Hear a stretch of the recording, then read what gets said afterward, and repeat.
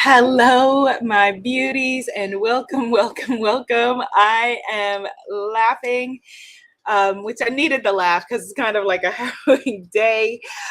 Because I just realized as I started to go broadcast, I clicked go live. It's 11:30 a.m. Eastern Standard Time where I am in Guyana, and the little thing popped up and said, "You aren't scheduled to go live until 11:30 p.m." But go off, basically. Hey, Mercury in retrograde, we see you. Welcome to this conversation. I'm so glad that you are here.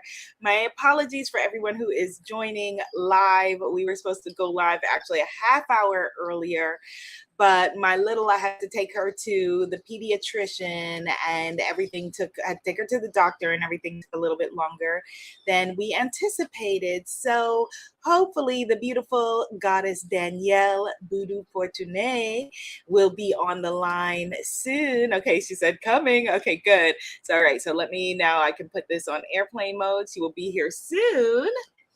And she is one of the goddesses who is one of the healing teachers of my upcoming Goddess of Manifesting Tobago retreat in June 2022.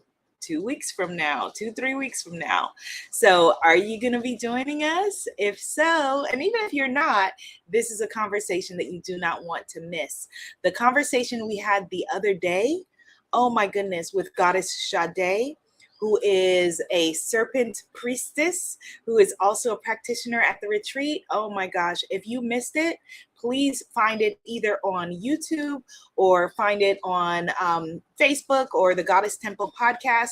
It was such a divinely inspired, beautiful conversation. And this is, for me, it just makes my heart happy that I am able to share these healers and practitioners with you. If we're just meeting for the first time, 3 minutes later, I am Abiola Abrams. Oh, yay, Goddess Danielle's in the room. I'm Abiola Abrams, founder of the Goddess Pray Love Retreat. Ooh, and I get verklempt whenever I talk about, just the beauty of being able to work with healing goddesses like you worldwide. So I'm going to bring Goddess Danielle into the room. I'm so happy that I'm going to be working with her not only on this retreat, but something exciting coming up that we'll let you know a little bit about. Not too much, just a little bit. But now calling into the room, Goddess Danielle Boodoo Fortuné.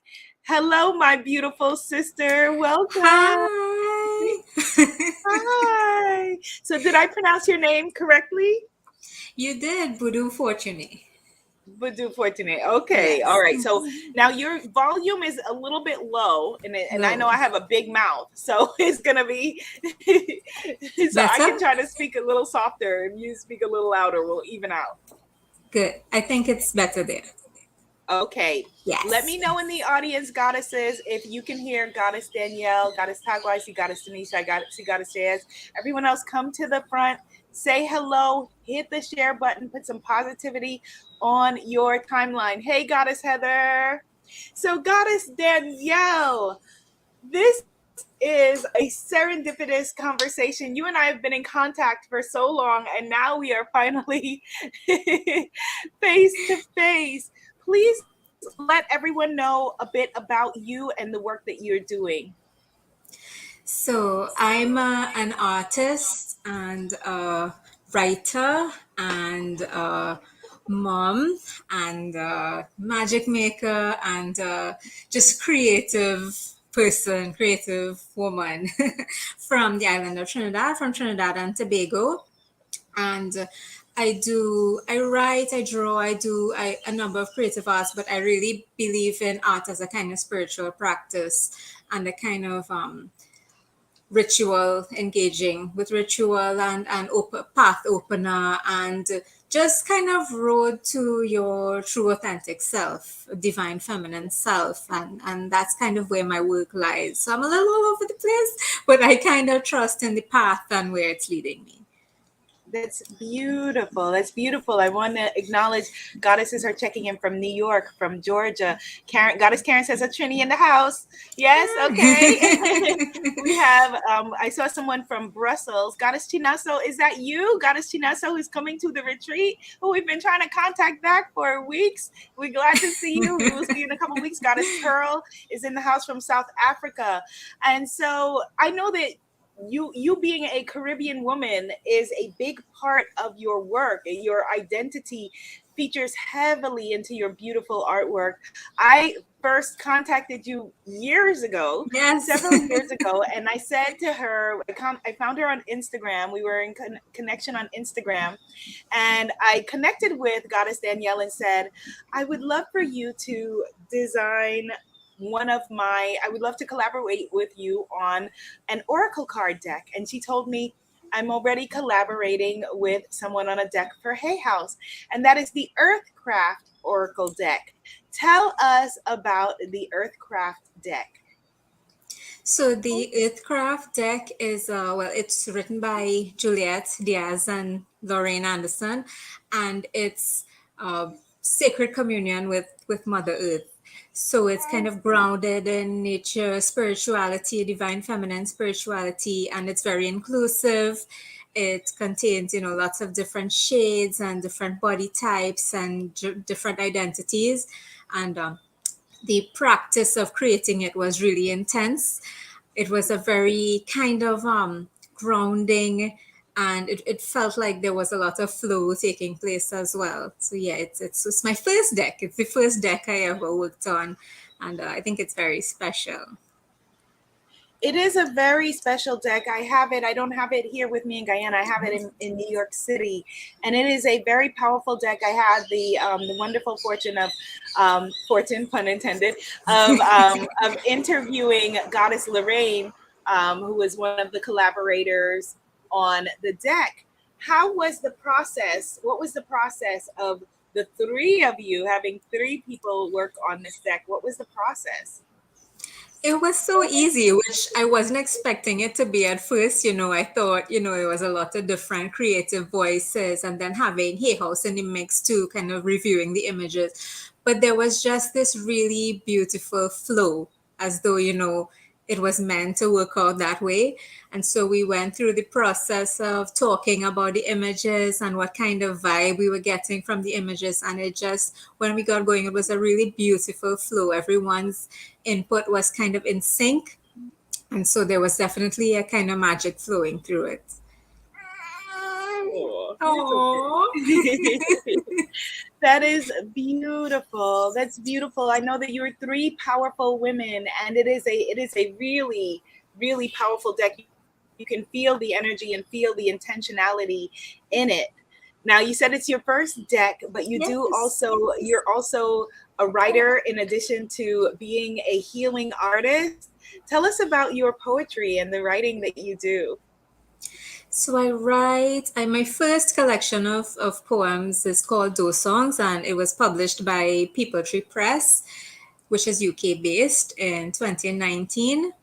And it was actually the winner of the 2019 Bocas Prize, which is a Caribbean based literature prize. Congratulations. Yeah.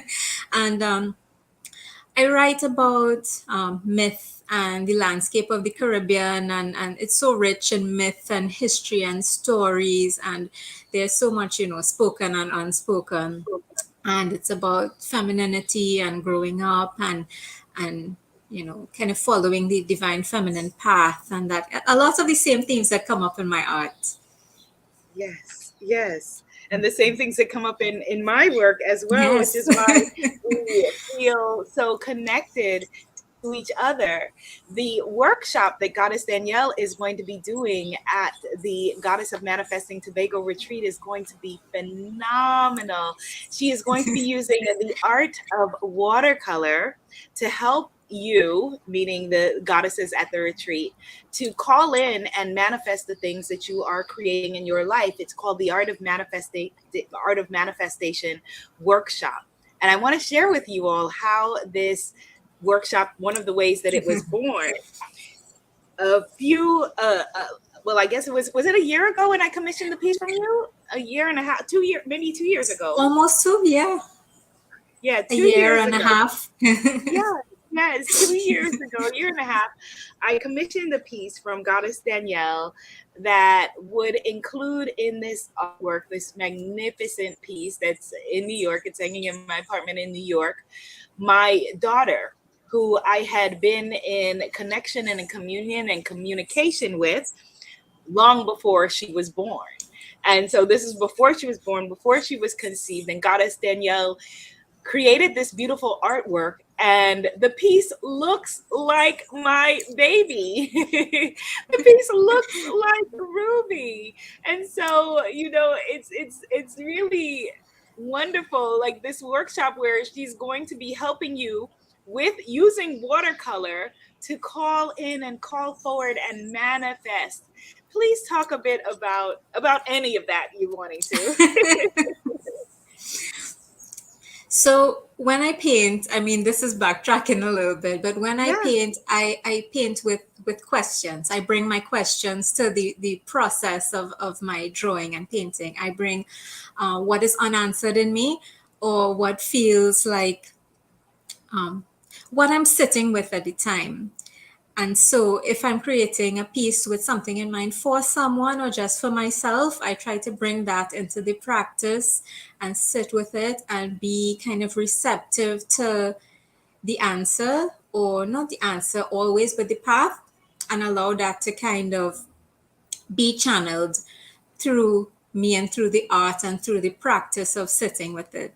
So that's something I hope to bring to the workshop too, that the goddesses who are part of the workshop will bring whatever questions that are in their hearts, or whatever words that they feel um, are heavy within them, or burning or pressing within them. And that's something that we can kind of channel through in the art, and whatever questions are unanswered, or words that they feel they need to kind of live with, or breathe through, or create through, and come out with something that feels like the not the answer always, but the right direction, or like something that needs to be manifested and that's coming to the surface. Okay, you want to sit up? Oh, We had some vaccinations today, so oh, yeah, that need is some love. incredible. Yeah, you need some love. That is incredibly powerful. One of the things I'm excited about with this workshop is that vision boards, as we know, are a powerful thing because you're putting your vision out there. Well, when you create art for the purpose of manifestation and birth, and you're birthing Yes. something and calling it forward, that is a million times more potent and a million times more powerful. And I'm glad that you used the word channeling. It's a word that a lot of people are afraid to use. Can you explain what you mean by that for someone who may be unfamiliar?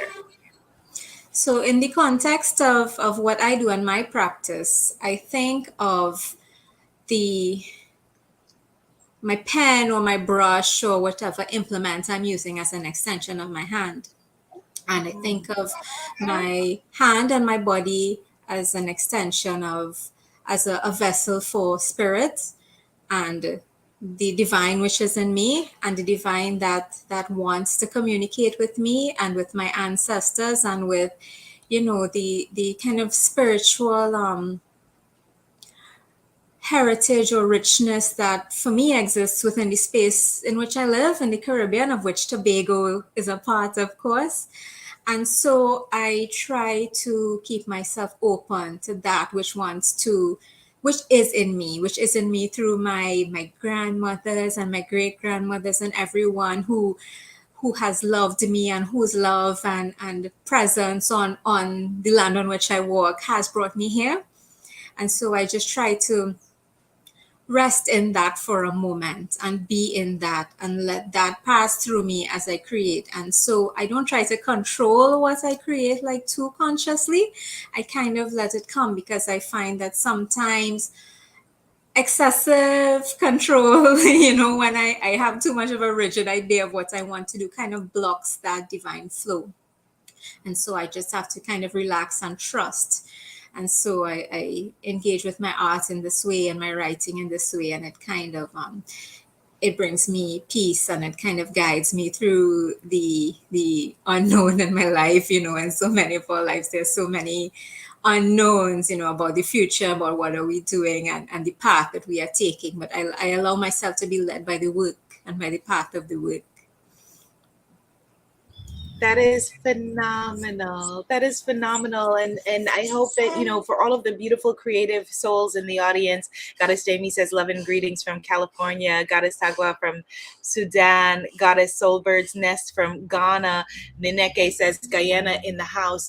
The way that she described her process of being a clear channel and, building on the foundation of her grandmothers and all of those who walked before is wonderful for any kind of creation, whether it is creating a recipe or writing your next book or your course or whatever it is. This is beautiful, this process that she is sharing with you, and it's what our ancestors, what we've done for thousands and thousands and thousands of years as women who have walked this earth. And so I appreciate you sharing that. Goddess Cora said, I'm feeling great energy, goddesses. Yes, and I'm glad to have this healing energy through baby girl today. Your work has a very distinctive style, like you could pick it out anywhere. How long did it take you to display? And I didn't tell you this in advance, but if you have any of your pieces nearby that you could show, or the deck that you could show, that would be great for people to get a sense of what I'm talking about. I should have told you ahead of time. I know I didn't.